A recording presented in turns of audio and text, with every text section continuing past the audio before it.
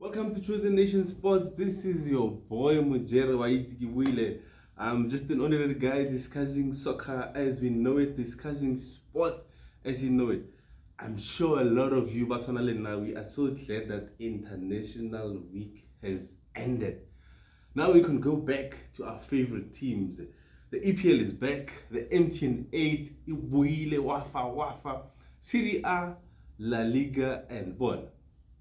Where to start? There's big games happening this weekend, but I just want us just recap from the international break, the international friendlies that happened, the UEFA Nations League, Bafana friendlies. Bafana played 2 games. To our surprise, they won both games. It's like Kimotrolo to see Bafana playing 2 games and really winning both games. It's Akit. I don't know how when last did we play 2 games in a row and actually won both of them. Tembazwane impressed. Like we saw, not even us. Hugo Bruce Oboni, what the country was crying about, because everyone was crying. Why is Tembazwane not in the starting lineup? Not even starting. Why was Tembazwane not being called up to the Bafana? I remember he said Utsufezi, or age is not on his side and he's building up for the future, but he delivered. He delivered. He scored 2 goals. He was impressive. The second goal for me was top of the cream. The skill, the confidence in the box, the most informed player in the league for he's been seasons now. Tembazwane being consistent, Kalali consistent this season, last season. He's been the most consistent player of the DSTV Premiership for over a couple of seasons now. Now the question remains: will Hugo Bruce pick? I think Andile, but Mfano Kumatatiela. Will he pick him? Because we don't know what's the beef between Yanale and Dilechal, because he doesn't want to pick him. And so far you've seen, or our midfield, it's light. When we have, that's why my question is, did we really win, or did we play against weak opponents? That's another thing. Did we really win, or did we play against weak opponents? So a wise man always changes his mind. Is that Hugo Bruce? Will he change his mind and call up Andy Lejani? Speaking of call-ups, we had press conference here. He says there's other players that will never feature in Bafana again. What, I love you, Bruce, but sometimes there's some. Imagine you are that player that he's speaking about, that you will never feature in Bafana. Why doesn't he say if they don't improve? Simple. Why doesn't he say if they don't improve, they will never feature in Bafana again? Than rather him saying, some players, I will never call them again to the national team. What is that? What does that do for confidence of a player? Especially in a country of people that love football so much that you take confidence, the little confidence that they have. Remember, if you've been called up to Bafana, it's a big thing as a professional soccer player. Now they're telling you that you will never play for Bafana, your home team again. What? I think he needs to maybe rethink how he says certain things. Give the players a little bit of confidence, a little bit of room to improve. Say to them, if you don't improve, I'll never call you again. Simple. Don't say you'll never be called again. We scored 4 goals, we consider 0, which is a good sign. It means our defense is actually working. Our defense is actually working. And there's a nice thing I saw also, our captain Rowan Williams. He saw we 4-0 up. He says to the coach, give the youngster, give another chance. Then he let the keeper come in, another keeper to get his first cap, because he saw the game was already won, which is a good thing from a captain. That's what you need from a captain. That's what you need from a captain. Be selfish. Not selfish. Don't be selfish. You're there for the team. Your captaincy, your role as a captain is to lead the team, is to improve the team, is to motivate the team whenever they are down. Do not, as a captain, you are bigger than the team. Hey, speaking of that, Harry Maguire, what's happening there? I don't know. I don't know. England are still struggling. Southgate is consistently picking people who are not on form. Like, I'm a Man United fan. I'm gonna say this. He picked two of Manchester United players that are not on form, that are number one, that are not playing number two. The most form player for Manchester United, he left out, Jordan Sancho.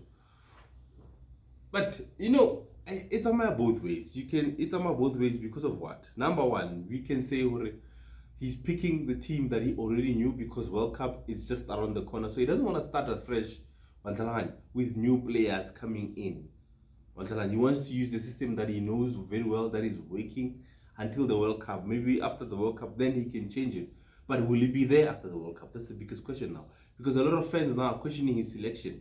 A lot of fans are now questioning his collapse because the players are not giving him anything. He went to the semi-finals. He reached the finals of the Euro.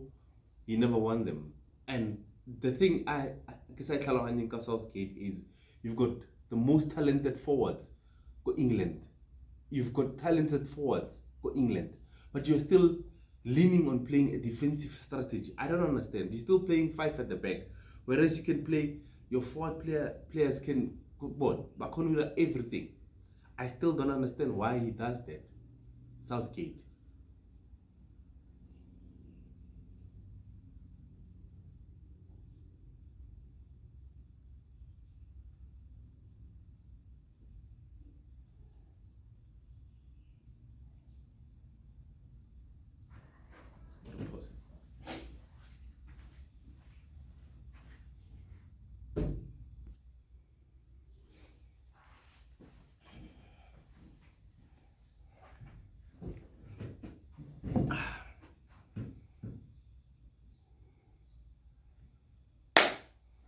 Sorry guys, I was interrupted. Yeah, where was I?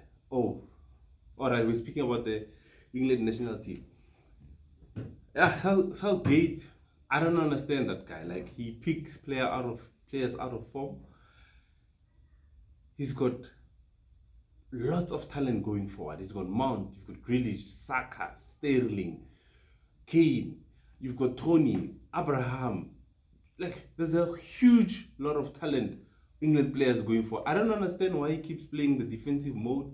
But I don't see him making it out after the World Cup. Unless something happens that he wins the World Cup, then maybe he will keep his job. But before that, I don't see how Southgate can still continue being England manager after that. Brazil, they're cruising. Yeah, Brazil are cruising, man. They haven't lost a game in about 20 plus minus 20 games, if I'm not mistaken. They're cruising nicely. They've got a bunch of also young, talented players. You've got Antonio, Vinicius, you've got Rodrigo, you've got who's this guy now? Neymar, you've got Casemiro. There's a lot of players that Richarlison as well is there, of Brazil talented players they've got. Are they favorites to win the World Cup? I think they haven't been really, I would say, challenge it. The opponents have not really been like the best 5, best 10 in the world. So we'll see. But as it stands, they're on form. They're performing. They seem to be gelling together. By Fito Tunisia 3-0. So yeah, we'll see how it plans out with the World Cup. I saw Serbia also raising their hand up. They've got Mitrovic, Slavic from Napoli. Is it Lazio? Like, a lot of teams are now raising their hands up for the World Cup. There's a lot of contenders for this World Cup. Ronaldo, my player from my team, is really struggling. Look at Portugal, where we know he thrives most of the time, but he's still struggling. Is it now age coming into effect? Is it now or what? But we know Ronaldo is the most fittest player you will ever find. He's an athlete, Ronaldo. He trains harder than everyone. Is he saving himself for the World Cup, not to get an injury before the World Cup? This might be potentially his last World Cup, because For I don't know, for example, you wouldn't want to give your 100% before the World Cup because you don't want to risk any injuries. Remember, we're like 4 or 5 weeks away from the World Cup, so you want to save yourself. He knows he's guaranteed a place in the Portugal lineup. He knows he's guaranteed a place to the World Cup. He's the captain. So is he saving himself? We don't know, but we'll see. But even if he's getting old, guys, we will just have to take our heads off, bow to him for all the memory. We shouldn't now shame him because of now he's not performing anymore. But he's given us lots and beautiful memories, lots of beautiful masterclasses, one-man shows that he has done in his career. Ronaldo will always be one of the best players to ever grace our at TV screens, to ever grace the green grass. And only Messi will potentially be the duo that we'll ever never see again in our lifetime. There will be people maybe better than Messi or better than Ronaldo, but there will never be a Ronaldo and a Messi. For me, just my honest opinion, there will never be a Ronaldo and a Messi. What I mean about that is there will never be two players who are competing head on against each other like Ronaldo and Messi have been for these past years. We've watched their masterclasses on the field for years, and they've been consistent. But we'll never know. But who's your favorite to win the World Cup? That's my question to you. You can comment below and tell me who's your favorite. You've got France, the reigning champions. Off form as well. They're not performing as much as They were just beaten by a brilliant Denmark team that was led by Christian Eriksen. What a year Christian Eriksen has had. A year and a half that he has. The last Euros, he almost lost his life. To come back this strong, from a Brentford team, not even a top 4 team, not even a mid-table team, but a team that was just coming out of a championship into the EPL, coming to that team, stabilizing that team, performing as he did. Now coming to the United team, performing as he's been our most consistent player in a United shed. This is like I tell people, this is what we wanted Pogba to do for us, what Eriksen is doing now. And you can't tell me, because I know a lot of arguments, people saying Pogba needed a CDM, we need a CDM to unlock Pogba. Eriksen is playing with the same players that Pogba was playing with. He's playing with a McTominay at the back. He's playing with a Bruno, but he's performing. He's raising like vision. Yeah, Eriksen, guys. That guy won. Serbia is there. Germany also not on form. They're just playing. Italians. The Italians are not going to the World Cup. Portugal, Argentina. Who's your money on? Who's your money on? I'm thinking Argentina has got a slight chance because now I think they've got a team now. Before they never had a team. They only had Messi. Now they have a team. They've got Lautaro Martinez, the Manchester United centre back. They've got a keeper, Emiliano Martinez Comorao. They've got Messi. They've got Di Maria. They've got a whole lot of players in that team that can compete for the World Cup. But my fan favorites, I think still remains France. They've been playing together for a very long time. They're consistent. They've got depth in every department. Portugal have got stars, but they don't have a team. My opinion. They've got stars, they don't have a team. Level how they were playing against Spain the other night. They've got a team. They've got players. Like, you can have superstars, but if you don't have a team, you'll never win. That's my honest opinion. France, for me, still remains the number one contestant for fan favorites for the World Cup. Now, let's close the international one. Now, coming back home, MTN 8, Wafa is back. Kaizer Chiefs versus Amazulu. Saturday. Oh no, I think it plays Sunday. Yeah, Sunday. Yo, Chiefs, ne? Yeah. A team that is not consistent. They don't have direction for me. And this is my opinion. I still don't understand. What is Athazwane's tactics? How does he play Athazwane? For me, I might be wrong. I I don't see. There's no direction, Go Chiefs. Like, I don't see if he's a counter-attacking team, if he builds from the back, if he plays with his wings, if he's a aeroplane manager. I haven't seen that from Atazwande, to be honest. I haven't. There's a tweet that I read from one. I'm gonna read out. It's from, I think it's at Dr. Mnandi. He says the game model consists of patterns, principles, tactics, and teams playing identity. The strategy through thirds, which is game plan, reveals Oguti, Kosi, or Kaiser Chiefs are not clear yet with regards to settle identity in relation to the quality of the players at their disposal. You see, he's agreeing with me. We don't see, or is it because the players are not suiting the play or the tactics or the identity that Atazona wants to play? It's a big question. Like, it raises a big question already. But if then the players are not really adapting or can't play the identity he wants to play, then why did he bring them on? Is it him who bought the players? Is it the management? But you know, in South African football, we know. But like, I'm still confused. I'm still not sure. Or Atazwane Otala where? How does he set up his team? Like, has he found the way he wants to? Like, you see, go Arteta. Like, Arteta, few years back, before now, because now Arsenal is on 4. But before this, you could see how he wanted his team to play. He didn't have the players to do it, but you could see he wanted my team. I wanted my team to build from the back. He wanted a tiki-taka kind of play. You could see that, but he didn't have the right players. But he could, like, he was doing it. Now he's got his players. They are playing the way he wants. It's the same with Tankhal, go Manchester United. Go preseason, you saw how Tankhal is setting up his team. They're building from the back and then by a bait.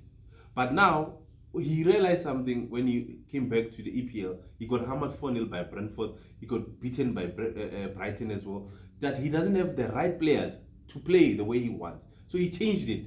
Manchester United now are playing kind of like a counter-attacking team because he knows he doesn't have the right players to play from the back, to build from the back. Someone to come and call up. That's why Nanyaka Frankie de Jong so long, because he wanted him to be the link between the defense and the forwards. Now coming back to Kaizer Chiefs, I haven't seen or Atazona wants to play this way.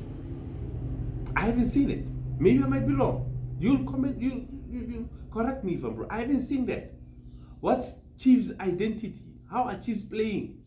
I haven't seen them. Well, they come against an Amazulu team as well, who are not consistent as well. Same thing with Chiefs. They've played 5 games. They've won only 1. They've lost 3 of their games. It's not a good stats. It's not a good stats. You can't play 5 games, win 1, and you say you are a title challenger. No.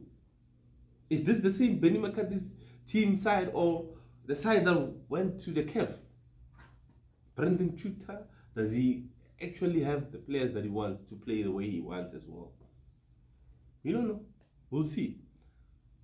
We'll see how the last game they played out, it was a 0-0 draw, a boring 0-0 draw. This time is a semi-final. It's a home and away, so 2 legs. Now they're playing at FNB Stadium, Chiefs home game. We'll see Saturday. Sunday, sorry. Saturday, the big one. Orlando Pirates versus Kaizer Chiefs. No, sorry. Orlando Pirates versus Mamelodi Sundowns. Hey. Head-to-head Downs, Bafeta Orlando Pirates. They've won 11 games. And Pirates have won 3. Head-to-head. I remember the famous tie between the two goal after stadium where Pirates fans lost it. Where they were losing 6-0. Hey.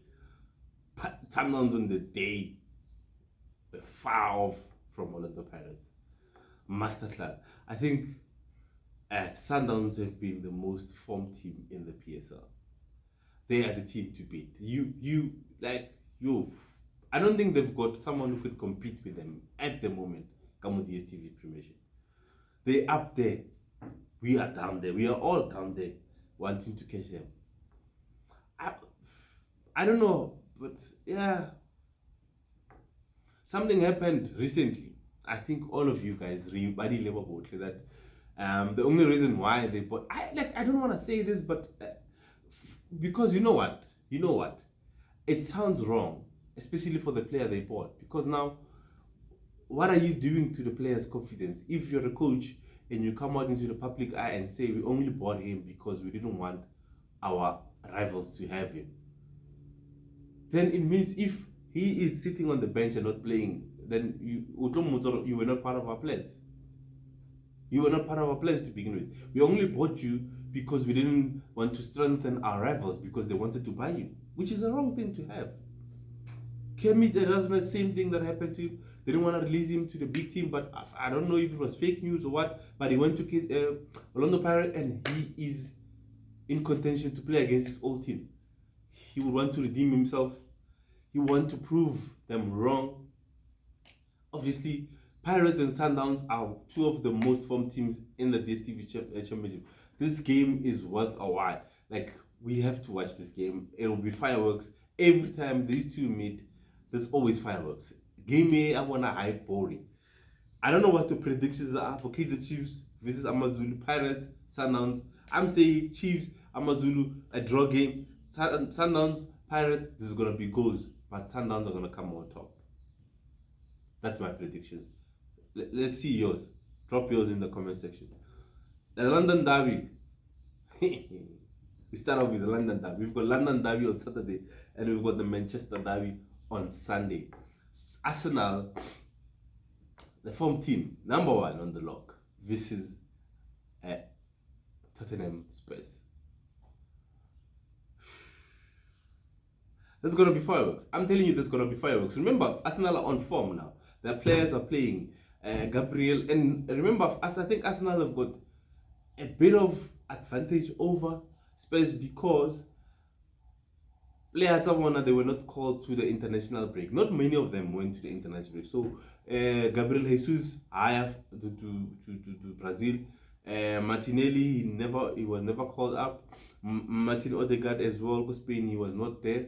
Saka, okay, White at the back, he was not there. Gabriel, Nalemo, I think Saliba left. Ramsdale, Nalemo. So you can see most of the players, I think 3-4 of the starting lineup players were called to international duty. So they've got a fresher team than Spurs. Whereas Spurs, almost half of the team were called to the international teams as well. So Song starting to score, starting to come on Song now. I think people were trying to write off Song. I remember tweeting something that I form is temporary, class is permanent.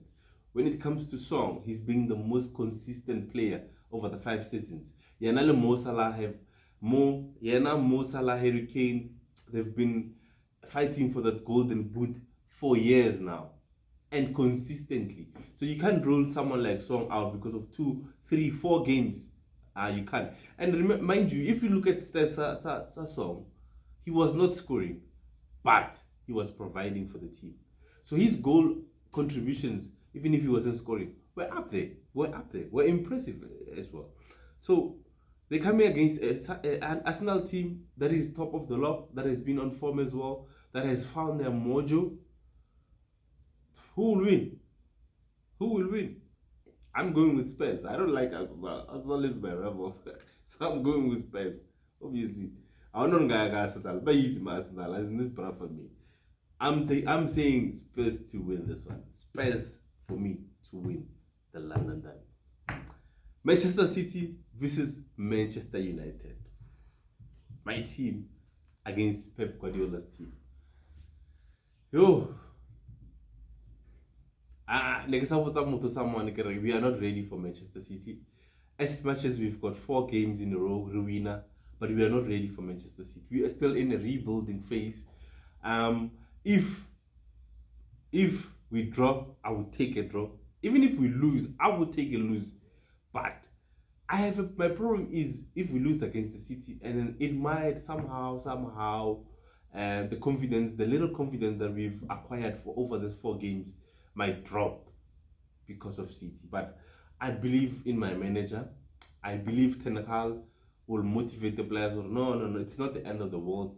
Remember, you got beaten against one of the best teams in the league, Manchester City. Their squad, they're fully fit. I think the only player, maybe Stones, but remember they bought Akanji, so they've got backup for him. Cancelo is there, Kyle Walker, De Bruyne, sure, the beast up front, Haaland, feet, scoring,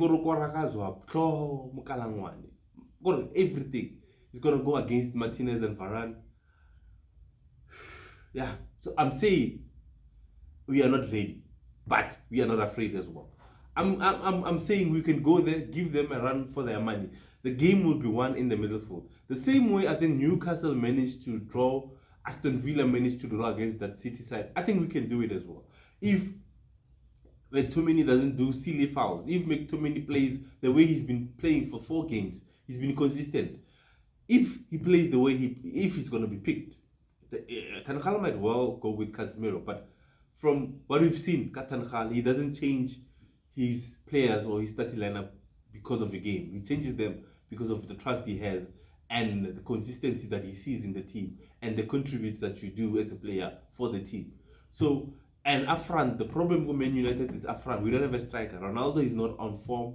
He's really struggling. Martial is out injured. Rashford's 50-50 for him to play. So we've got Anthony, we've got Sancho, Ilanga, and Ronaldo. So I don't know which front three he's going to pick, but the ones that he picked need to pull up their socks. Is this the game that Ronaldo might come up? Is this the game that Ronaldo reminds us of who he is? Is this the game that he finally breaks his duck? We don't know. We'll see. What's your predictions? Manchester City versus Manchester United. But I'm saying, my team, it is not time to face City, but we are not afraid of it. Let's go. Let's show them who we are. So yeah, this has been your boy Chosen Nation Sports. Remember, prevention is better than cure. Don't risk it unless it's... Don't risk it unless it's worth it. We'll see you again next time.